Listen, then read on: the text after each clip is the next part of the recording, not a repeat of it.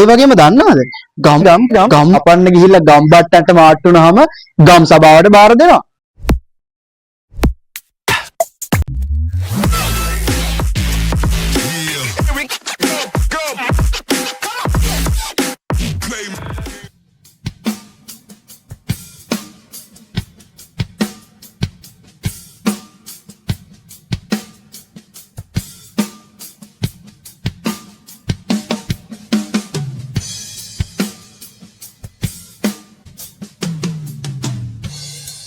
මොන හරි දෙයක් අලවන්න අපි මැලියන් විදිහට ගම් භාවිතා කරනවා. මිනිස්සු වාසස්ථාන හදාගෙන රැකියා කරගෙන ජීවත් වෙන ප්‍රදේශවලට අපි ගම් කියලා කියනවා. ඒ ගම තියෙන්නේ ඇසට පේන මානේ නම් අපේ පේන දුරින් නම් ඒ වගේ ජනාවාස වලට අපි ගම්මාන කියලා කියනවා. ඒ ජනාවාසය තියෙන්නේ දේශ සීමාවක් ආශ්‍රිත වුණා. ඒකට අපි කියනවා මායිම් ගම් කියලා. හැබැයි ඒ ගම්මානයේ තියෙන්නේ මෙන්න මේ වගේ වනාන්තරයක් මැද නම් වන්නිගම් කියලා කියනවා. අපි වන්නිගම් ගැන පොඩ්ඩක් කතා කරමු. අපි දන්නවා අපේ ඈත අතීතයේ ලංකාව කියන්නේ ගොඩාක් වනාන්තර සහිත ප්‍රදේශයක් නේද? අපේ රට තාමත් අතීතයේ විතරක් නෙමෙයි තාමත් මේක ගොඩාක් වනාන්තර තියෙන ලස්සන දූපතක්. එතකොට ඒ කාලේ අපේ රජවරුන්ගේ කාලේ ඒ කාලේ ගම්මාන ගොඩාක් වෙලාවට තිබ්බ වනාන්තරයක් මැද සාමාන්‍යයෙන් එක වනාන්තරයක් මැද ගම් කීපයක් තිබ්බට ඒ ගම් අතර තිබ්බ පරතරය ගොඩක් වැඩි. එතකොට මේ එක ගම්මානයක ජීවත් වුණේ අතිශය සීමිත පවුල් සංඛ්‍යාවක්. ඒ නිසා තමයි අපි ඒවට වන්නිගම් කියලා කියන්නේ. ගෙන්දගම් කියන්නේ ගිනි ගන්නාසුළු මූලද්‍රව්‍යයක්. ඔය ගෙන්දගම් වෙඩි බෙහෙත් වලක් තියෙනවා. ගෙන්දගමුයි පොටෑසියම් එකතු කරලා තමයි අපි ගිනි කූරු හදන්නේ. ගෙන්දගම් පොළව කියන්නේ මෙන්න මේ වගේ වේලිලා ඉරිතලිලා ගිය කාස්ටක වෙච්ච පොළවට.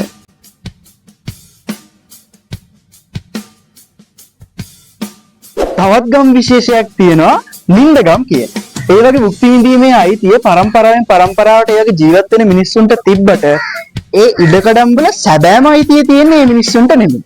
වෙනත් කණ්ඩායමකට. ඒ වගේ ජීවත් වෙන මිනිස්සු තමන්ගේ ස්වාමියාට නිතිපතා ඉටු කළ යුතු මෙහෙවරක් තියෙනවා. හැබැයි මොකක් හරි ගමක් තියෙනවා නම් මිනිස්සු අතෑරලා දාපු. අපි ඒවට කියනවා ඔලගම් කියලා. අපි දැන් කතා කරපු මේ වැදගත් මිනිස්සු අතර ගම කන අයත් ඉන්නවා. ගම කනවා කියලා කියන්නේ ගමට අකටයුතුකම් කරනවාට. ගම්මාන වල ගම කන අය එමටම ඉන්නවා. බැද්දේගම කියන්නේ ලංකාවේ ලියවෙච්ච ලෝක ප්‍රකට නවකතාවක්. ඇත්තටම මේ නවකතාවේ සඳහන් වෙන්නේ ලංකාවේ ඉංග්‍රීසීන්ගේ නීතිය හමුවේ අපේ රටේ ජනතාවට සිද්ධ වෙච්ච අකටයුතුකම්. ඒ ජනතාවපත් වෙච්ච අසරණකම්. ඒ ජනතාවගේ ජීවිත කොහොමද මේ ගම්මානවල ගෙවුනේ? ඒ වගේම එයාලගේ ශිෂ්ටාචාරය පිළිබඳව. ඒ වගේම වීලි කලාපයේ ස්වභාව සෞන්දර්ය ගැන මේ කෘතියේ අන්තර්ගත වෙනවා. ඇත්තට මේ කෘතිය රචනා කරලා තියෙන්නේ සුදු ජාතිකයෙක් විසින්. එතුමාගේ නම තමයි ලෙනාඩ් වොල්ෆ්. මේ කෘතියේ ඉංග්‍රීසි කෘතිය. ඒ කියන්නේ මුල් කෘතියේ නම තමයි The Village in the Jungle කියලා කියන්නේ. ඉතිහාසයේ සඳහන් වෙනවා මේ කෘතිය ලිවීම නිසා මේ කෘතිය අන්තර්ගතය නිසා මේ ඉංග්‍රීසි ජාතික රචකයාට හිරපත් කරන්න පවා සිද්ධ වුණා කියලා. ඉතින් මේ ලස්සන කෘතිය අපේ රටේ භාෂාවට අපිට තේරෙන සිංහල භාෂාවට පරිවර්තනය කරලා තියෙන්නේ ඒ.පී. ගුණරත්න මහත්තයා විසින්. මේකේ සිංහල පරිවර්තිත කෘතියේ නම තමයි බැද්දේගම කියලා කියන්නේ. ගම්මාළු කියන්නේ ඉතා වටිනා ඖෂධ වර්ගයක්. ඒ වගේම ඉතා වටිනා දැව වර්ගයක්. හැබැයි මේ ගම්මාළු කියන එක අතිශය වේගයෙන් වඳ වෙලා යන ශාක වර්ගයක්. ඕවා කපන්න ගිහිල්ලා ගම් බට්ටන්ට මාට්ටු වුණාම ගම් සභාවට බාර දෙනවා. ඊට පස්සේ ඉතින් හිරේ විලංගුවේ යන්න තමයි නතර වෙන්න වෙන්නේ.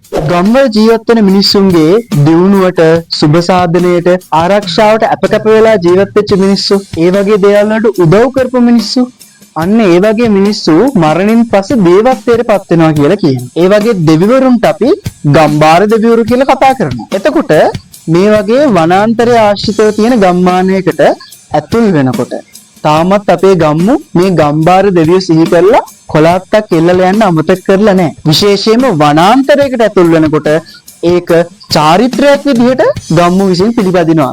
තාමත් මේ චාරිත්‍රය දිගටම කරගෙන යනවා. දැනගම, බියගම, බණ්ඩාරගම, ලබුගම වගේ ගම කියන නම ඉස්සරහට දාලා ඔය මොන ගම්මාන තිබ්බත් ඔය කොයි ගමට යන්නත් ළඟම ඕන කරන වෙලාවල් තියෙනවා.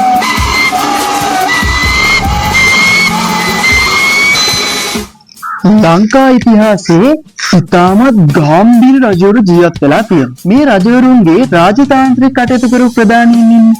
ඒ වගේ ප්‍රධානීන්ට මේ රජවරු විසින් ගම්වර ප්‍රදානය කරලා තියෙනවා කියලා අපි දන්නවා. අපේ ඉතිහාසයේ එහෙම කතා සඳහන් වෙලා තියෙනවා. ඒ වගේම ඉතිහාසයේ තියෙන තවත් වැදගත් දෙයක් තමයි දුටුගැමුණු කුමාරයා. අපේ දුටුගැමුණු කුමාරයා ඉපදිලා තියෙන්නේ රුහුණේ මාගම කියන ප්‍රදේශයේ කියලායි ඉතිහාසයේ සඳහන් වෙලා තියෙන්නේ. ඔයාලත් මේ වගේ විවිධ තේරුම් වලට යන්න පුළුවන් වචනයක් දන්නවා නම් අනිවාර්යයෙන්ම පල්ලෙහින් කමෙන්ට් එකක් දාන්න.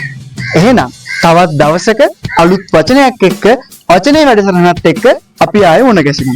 ඒ වෙනකන් ඔයාලා සියලුම දෙනාට සුබ දවසක් කියලා ප්‍රාර්ථනා කරනවා.